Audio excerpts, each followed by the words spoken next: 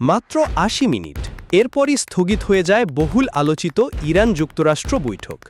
সুইজারল্যান্ডে চলা এই বৈঠক থেকে প্রতিবাদ জানিয়ে বেরিয়ে যায় ইরানের প্রতিনিধি দল। আর এর পেছনে দায়ী করা হচ্ছে মার্কিন প্রেসিডেন্ট ডোনাল্ড ট্রাম্পের সাম্প্রতিক কয়েকটি মন্তব্যকে। শান্তি আলোচনা চলাকালীনই ট্রাম্প লেবাননে ইরান সমর্থিত গোষ্ঠীগুলোকে নিয়ে কঠোর সতর্কবার্তা দেন। পাশাপাশি হরমুজ প্রণালী নিয়ে তার বক্তব্য তেহরানের মধ্যে তীব্র প্রতিক্রিয়ার সৃষ্টি করে। ইরানের অভিযোগ, আলোচনার টেবিলে শান্তির কথা বললেও প্রকাশ্যে হুমকির ভাষা ব্যবহার করা হয়েছে, যা কূটনৈতিক পরিবেশকে ক্ষতিগ্রস্ত করেছে। এই ঘটনার পর বৈঠকের প্রথম সেশন শেষ হওয়ার আগেই প্রতিবাদ জানিয়ে বেরিয়ে যান ইরানি প্রতিনিধিরা। তবে গুরুত্বপূর্ণ বিষয় হলো, আলোচনা পুরোপুরি ভেঙে যায়নি। ইরানের একটি সূত্র জানিয়েছে বৈঠক আপাতত স্থগিত করা হয়েছে, বাতিল করা হয়নি। এদিকে এই ঘটনার মধ্যেই নতুন করে আলোচনায় এসেছে হরমুজ প্রণালী।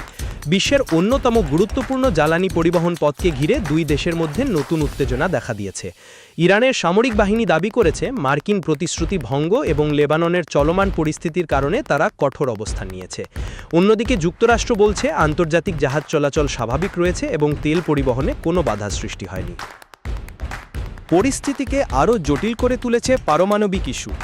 ইরান এখন বলছে নতুন কোনো আলোচনায় যাওয়ার আগে যুক্তরাষ্ট্রকে প্রথমে আস্থা ফিরিয়ে আনতে হবে।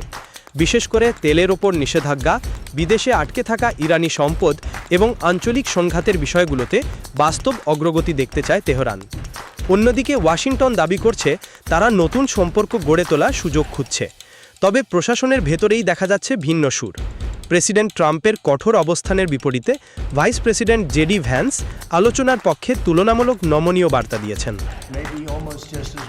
ফলে এখন প্রশ্ন উঠেছে, এই স্থগিত বৈঠক কি আবার শুরু হবে, নাকি মধ্যপ্রাচ্যে নতুন শান্তি উদ্যোগ আরও বড় অনিশ্চয়তার মুখে পড়বে? কারণ এই আলোচনা সফল হলে আঞ্চলিক রাজনীতিতে বড় পরিবর্তন আসতে পারে, আর ব্যর্থ হলে হরমুজ প্রণালী, আন্তর্জাতিক জ্বালানি বাজার এবং মধ্যপ্রাচ্যের নিরাপত্তা পরিস্থিতিতে নতুন অস্থিরতা তৈরি হওয়ার আশঙ্কা রয়েছে। পুরো পরিস্থিতির দিকে এখন নজর রাখছে আন্তর্জাতিক মহল। সাকিবুল ইসলাম, রাইট টিভি।